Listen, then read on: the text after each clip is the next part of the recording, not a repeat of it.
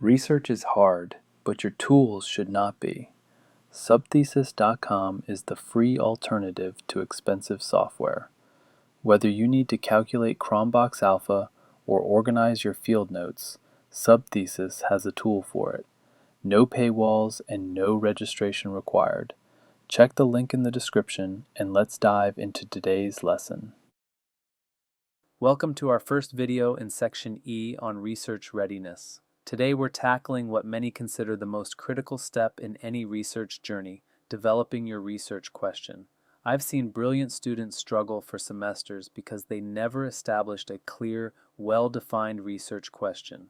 Conversely, I've watched students with modest backgrounds produce exceptional work because they asked exactly the right question at exactly the right time. Your research question isn't just a bureaucratic requirement for your proposal, it's the compass that guides every decision you'll make throughout your project. It determines what literature you read, what methods you use, what data you collect, and ultimately what contribution you make to your field. Over the next 20 minutes, we'll explore frameworks for developing questions that are simultaneously interesting enough to sustain your motivation, significant enough to warrant scholarly attention, and feasible enough to complete within your degree timeline. Whether you're just starting to think about research or you're struggling to refine an existing idea, this video will provide practical tools for your journey. Before we dive into how to develop research questions, let's understand why they matter so profoundly. Your research question serves as the DNA of your entire project. Every other element derives from it. Without a clear question, you'll find yourself reading everything and nothing, collecting data you may never use, and struggling to explain what you're actually studying. I've worked with students who spent 2 years on literature reviews because they couldn't articulate what question their review was supposed to answer. The research question determines your methodology. Are you trying to understand lived experiences? That suggests qualitative approaches. Are you testing causal relationships? That points toward experimental or quasi-experimental designs. Are you exploring patterns in large data sets? That might indicate quantitative or computational methods. Your question also defines boundaries. Graduate students often struggle because they want to study everything about their topic. A good research question tells you what's in scope and, equally important, what's out of scope. It shapes your literature review because you're not reading everything ever written about your general topic. You're reading what's relevant to your specific question. Finally, your research question establishes success criteria. At the end of your project, you should be able to answer, did I adequately address my research question? Without that anchor, you'll never know when you're done or whether your work succeeded. Strong research questions share several key characteristics that you should evaluate as you develop your own. First, they're focused, narrow enough that you can address them thoroughly within your degree timeline. A dissertation question like, what causes poverty, is far too broad, but how do microfinance programs affect women's economic empowerment in rural Bangladesh is appropriately focused. Second, strong questions offer originality. This doesn't mean you need to discover something no one has ever thought about. Originality might mean applying existing theories to new contexts, examining familiar phenomena with new methods, or synthesizing previously unconnected literatures. Third, feasibility is non-negotiable. Can you actually investigate this question given your time, resources, access to data or participants, and methodological skills? A brilliant question you can't actually research is worthless. Fourth, significance matters. Will anyone care about the answer? Does it advance theoretical understanding, inform policy, or improve practice? Fifth, the question must be researchable, capable of being investigated through systematic inquiry. Is capitalism morally wrong? Is a philosophical question, not a research question. How do workers in capitalist versus cooperative enterprises describe their sense of dignity? Is researchable. Finally, clarity is essential. Every word should have a clear meaning, and different readers should understand the question the same way. Ambiguous questions lead to ambiguous research. Developing a research question is rarely a linear process, but understanding the general journey helps orient your efforts. You typically start with genuine curiosity about something, maybe an experience that puzzled you, a social problem that concerns you, or a phenomenon you've observed in your professional work. This intrinsic interest matters because you'll spend years with this question, and external motivation alone rarely sustains doctoral level research. From that general interest, you begin exploring the scholarly landscape. What have researchers already discovered? What theories exist? What methods have been used? This exploration often feels overwhelming initially. You're drinking from a fire hose of information, but gradually, patterns emerge. You start noticing gaps, areas where research is thin, contexts that haven't been studied, populations that have been overlooked, methods that haven't been applied, contradictions that haven't been resolved. These gaps represent opportunities for your contribution. Through iteration and feedback, conversations with advisors, writing attempts, conference presentations, you progressively narrow your focus. Each draft of your question should be more specific than the last. Finally, you test your question against feasibility constraints. Can you actually do this research? What would you need that you don't currently have? This reality check often sends you back to refine further. The entire process typically takes months, not days, so patience with yourself is essential. Research questions can emerge from many sources, and understanding these can help you recognize opportunities you might otherwise miss. Personal experiences often spark compelling research. A student who struggled with imposter syndrome might research how first-generation doctoral students navigate academic identity. Someone who experienced discrimination might study institutional responses to bias incidents. Your lived experience provides authentic engagement and insider perspective, though it also requires careful attention to positionality and bias. Professional practice generates excellent questions. Teachers puzzled by why certain interventions work for some students but not others. Healthcare providers wondering why patients don't follow treatment plans. Managers curious about what actually motivates their employees. These practical puzzles often have theoretical significance.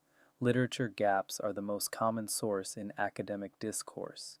As you read, notice when authors write, "Future research should examine," or "This study was limited to." Notice when studies contradict each other or when certain contexts have been underexplored. Theoretical debates invite extension, testing, or synthesis. Can an existing theory explain a new phenomenon? Can competing theories be reconciled? Social problems and policy debates generate questions with clear real-world significance. Finally, your advisor's expertise and ongoing funded projects offer pragmatic opportunities. Aligning with existing resources can significantly enhance feasibility. Let me walk you through a practical framework for transforming a general topic into a focused research question. In step 1, you identify your broad topic area, let's say online learning. This is way too general for research, but provides a starting point. In step 2, you explore multiple angles. Online learning encompasses student experiences, instructor practices, platform design, learning outcomes, equity issues, institutional policies, and much more. You might read broadly, attend talks, and have conversations to survey the landscape. In step 3, you select a specific phenomenon or relationship to investigate. Perhaps you're interested in how online learning affects student engagement, still broad but more focused. In step 4, you add crucial specificity: what population, what context, what time frame, what kind of engagement. You might focus on how synchronous versus asynchronous online formats affect cognitive engagement among community college students in gateway STEM courses. Now we're getting somewhere. In step 5, you articulate this as an interrogative statement. How do synchronous versus asynchronous online course formats influence cognitive engagement among community college students in introductory STEM courses? This question is focused, original in its specific configuration, feasible to investigate, significant for online learning research and practice, researchable through appropriate methods, and clear in its meaning. Notice each step progressively narrows and clarifies the inquiry. Research questions generally fall into 3 broad categories, and understanding these helps you articulate precisely what you're investigating. Descriptive questions ask, "What is happening?" or "What is this like?" They seek to characterize phenomena, experiences, or situations. Examples include: what strategies do successful first-generation college students use to navigate academic culture? How do nurses experience moral distress in end-of-life care situations? What are the characteristics of effective online discussion forums? These questions don't assume relationships or causes, they seek rich understanding of phenomena. Relational questions ask whether and how things are connected. Is there an association between social media use and adolescent anxiety? How does organizational culture relate to employee innovation? What predicts persistence among community college transfer students? These questions examine patterns and correlations but don't claim causation. Causal questions explicitly investigate cause and effect. Does mindfulness training reduce burnout among teachers? Does providing financial incentives increase vaccination rates? These questions typically require experimental or quasi-experimental designs that can establish causation. Clarity about your question type is crucial because it determines appropriate methods. If you write a causal question but use methods that can only establish correlation, you have a fundamental misalignment. Similarly, if you ask a descriptive question but then try to test hypotheses, something has gone wrong. Know what type of question you're asking. One of the trickiest aspects of developing research questions is calibrating scope, finding that Goldilocks zone that's neither too broad nor too narrow. Questions that are too broad cannot be completed thoroughly within your degree timeline. How does technology affect education would require dozens of dissertations to address adequately. Students with overly broad questions often feel paralyzed because everything seems relevant, or they produce superficial work that doesn't deeply examine anything. On the other hand, questions can be too narrow, resulting in work that's trivial or of limited significance. What were the learning outcomes of students in Section 3 of Introduction to Psychology at Small State University in fall 2023? Is researchable and achievable, but probably isn't interesting to anyone beyond that specific context. The just right zone involves questions substantial enough to warrant extended scholarly attention, yet focused enough to complete thoroughly. This calibration varies by degree level. A master's thesis question should be narrower than a doctoral dissertation question. A seminar paper question should be narrower still. Your advisor's guidance is invaluable here because they've supervised many projects and have calibrated intuitions about appropriate scope for your specific context. When in doubt, err toward narrower. You can always expand if you finish early, but rescuing an overly ambitious project is much harder. A completed focused study is infinitely more valuable than an incomplete broad one. A brilliant research question that can't actually be investigated is worthless, so feasibility assessment is crucial. Start with time. Given your degree timeline, coursework requirements, and other obligations, how much time can you realistically dedicate to research? Be honest, most students overestimate available time. Does your question require longitudinal data collection that would exceed your timeline? Does it require analysis approaches that take years to master? Consider resources. Does your question require expensive equipment, software licenses, travel, participant compensation, or other costs? What funding sources might be available? Many feasible questions have been abandoned because students didn't think through resource requirements early enough. Assess access carefully. Can you actually reach the data or participants your question requires? If you want to study Fortune 500 CEOs, do you have connections that would enable access? If you need historical archives, are they available and accessible? If you need a particular patient population, do you have clinical relationships? Evaluate skills honestly. Your question implies certain methodological requirements. Do you have those skills? Can you acquire them within your program? Is training available? Is your advisor qualified to supervise those methods? Finally, consider ethics. Every study involving human subjects requires ethical consideration, but some questions raise particularly complex issues.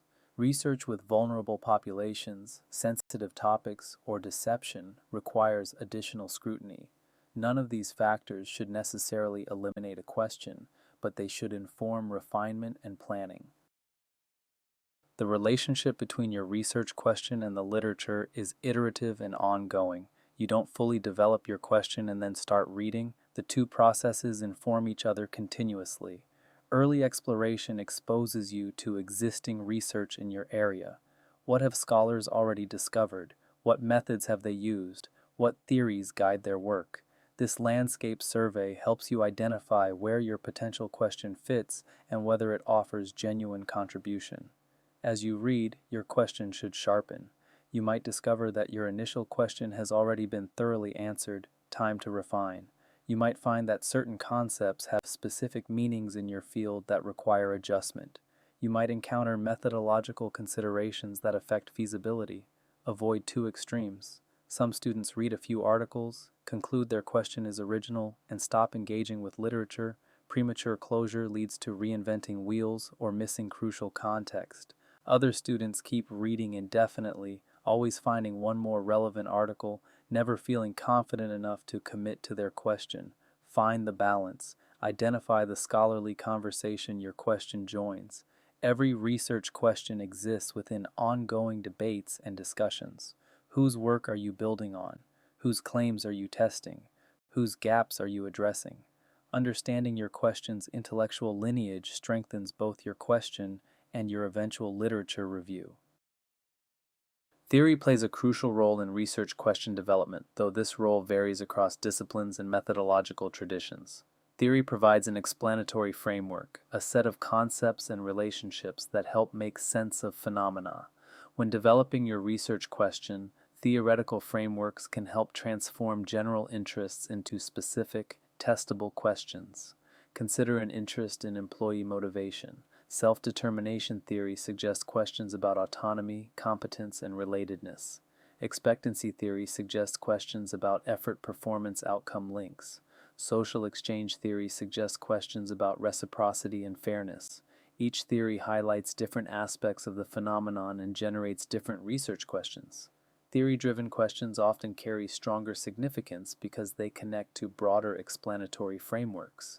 Instead of just describing what happens, you're contributing to understanding why it happens. Your findings speak to theoretical debates that extend beyond your specific context. However, not all research questions require established theory. Inductive, exploratory research might examine phenomena without predetermined theoretical frameworks, potentially generating new theoretical insights.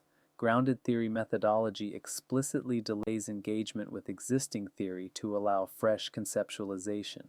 The key is being intentional.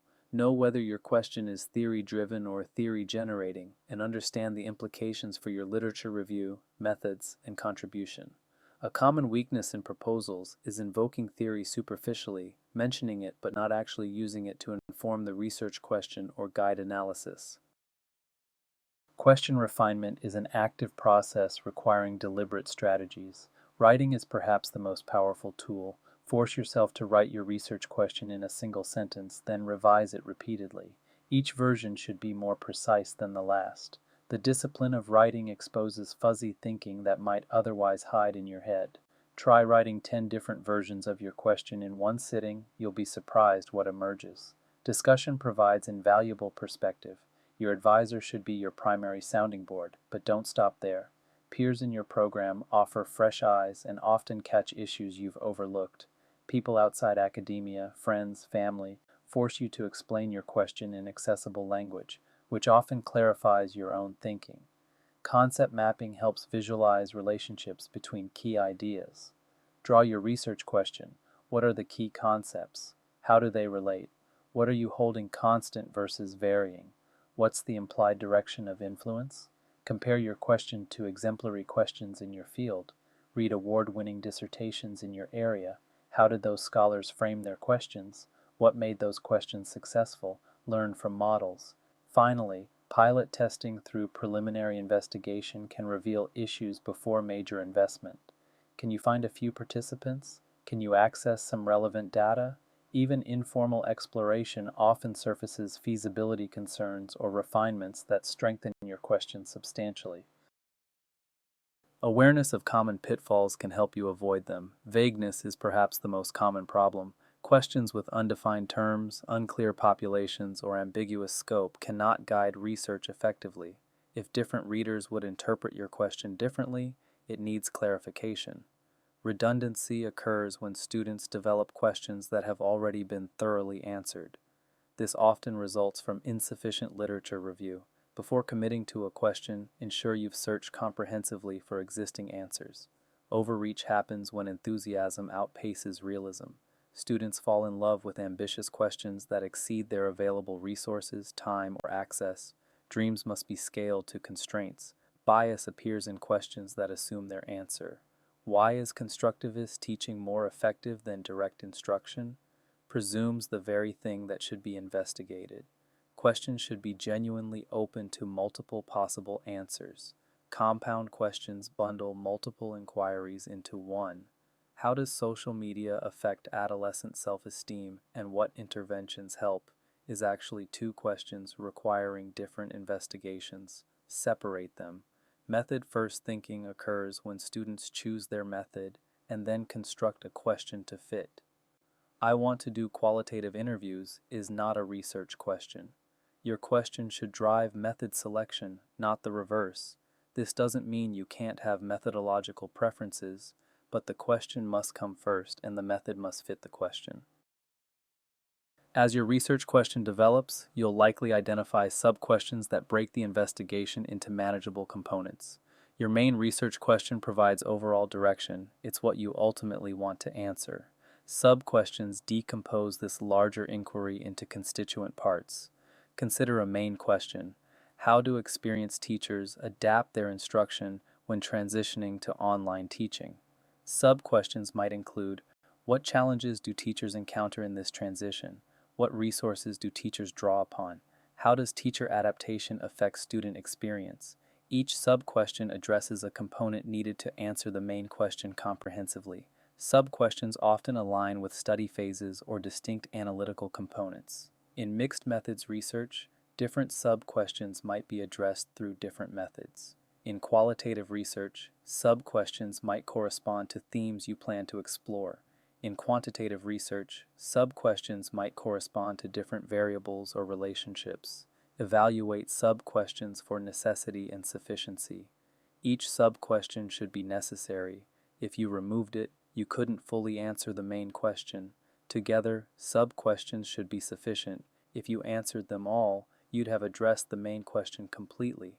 Avoid excessive sub-questions that fragment your focus. 3 to 5 sub-questions typically suffice.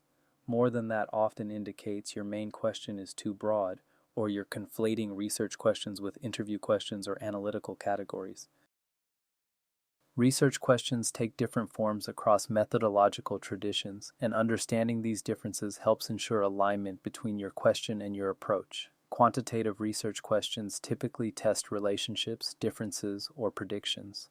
They often use language like, what is the relationship between? What is the effect of? What predicts? Or is there a significant difference between? They specify variables and populations precisely. Example, what is the relationship between transformational leadership behaviors and employee job satisfaction in healthcare settings, controlling for organizational tenure? Qualitative research questions explore meanings, experiences, and processes.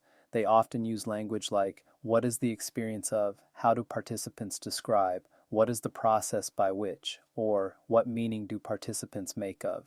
They emphasize understanding phenomena from participants' perspectives. Example, how do first-generation college students experience and navigate the transition to university life?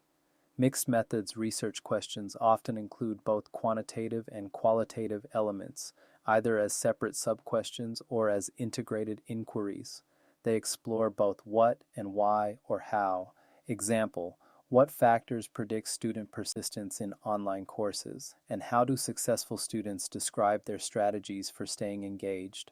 The language you use signals your methodological alignment. Mismatched language, like using effect in a qualitative study, creates confusion. Align your question's language with your intended approach.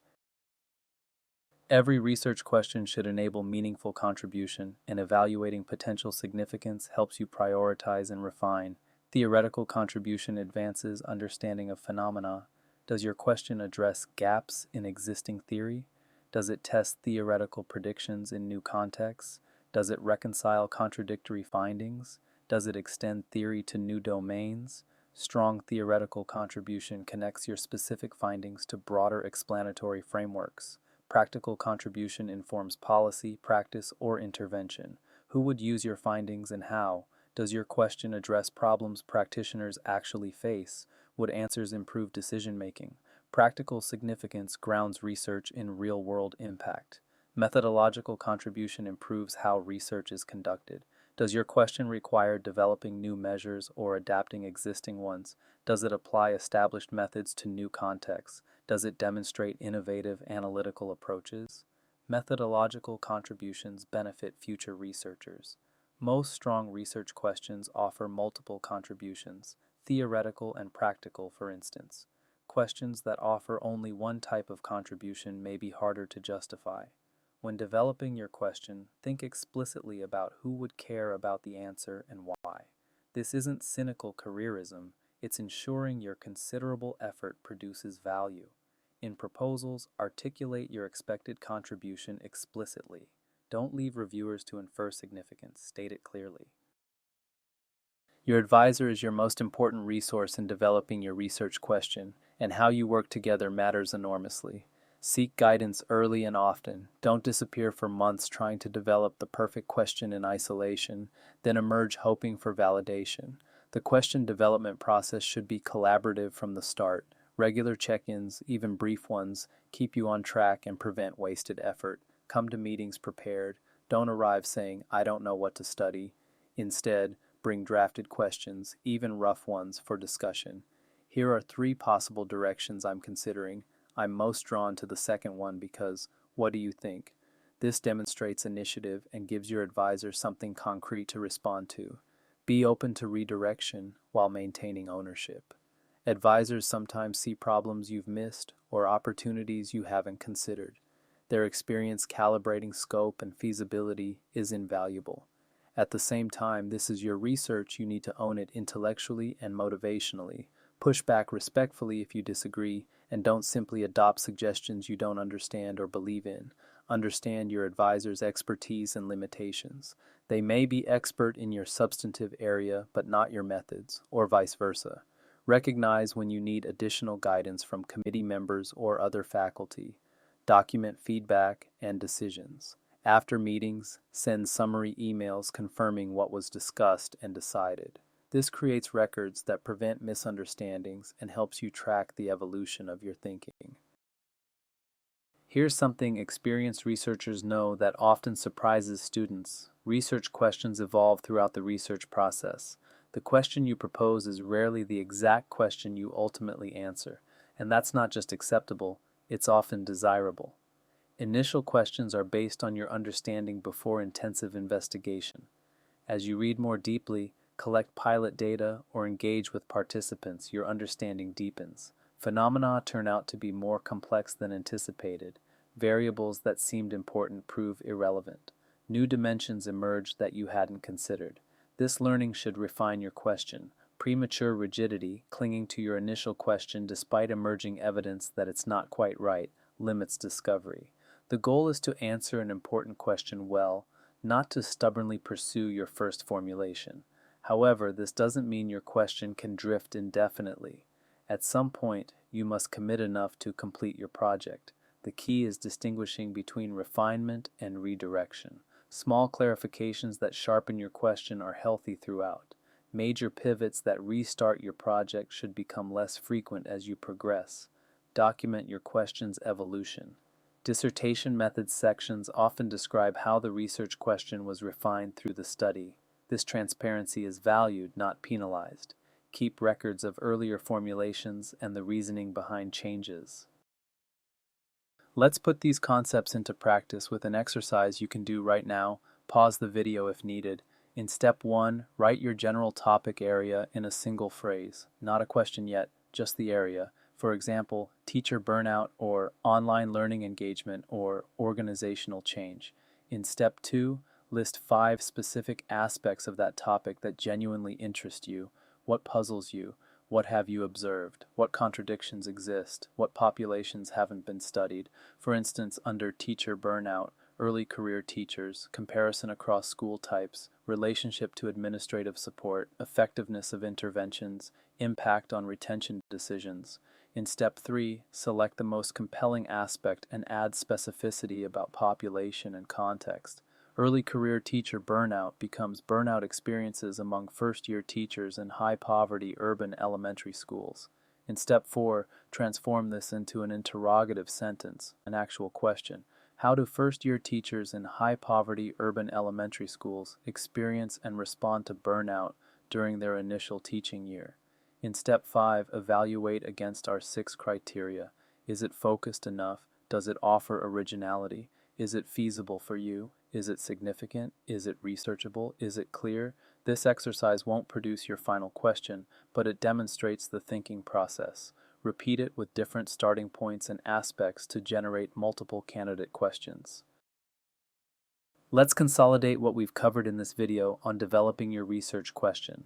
Strong research questions share key characteristics. They're focused enough to complete thoroughly, original enough to contribute new knowledge, feasible given your constraints, significant to your field and beyond, researchable through systematic inquiry, and clear in their meaning. Remember that question development is iterative. You don't simply think up a question and move forward. You refine continuously through reading, writing, discussion, and preliminary investigation. Embrace this process rather than seeking premature closure. Theory and literature are essential partners in question development. They help you identify gaps worth filling, position your contribution within existing conversations, and sharpen your focus through deeper understanding. Advisor collaboration should begin early and continue throughout. Come prepared with drafted questions, be open to guidance while maintaining ownership, and document decisions along the way. Your research question is the foundation on which everything else builds. Time invested in developing a strong question pays dividends throughout your entire project, in clearer literature reviews, better aligned methods, more coherent analysis, and ultimately more meaningful contribution. In our next video, we'll explore literature review fundamentals, how to systematically engage with existing scholarship to situate your research question and build your study's foundation. The skills we've discussed today will directly support that work. Until then, continue refining your question. Write multiple versions, seek feedback, and trust the iterative process. Writing the thesis is a marathon, not a sprint, but you do not have to run it alone.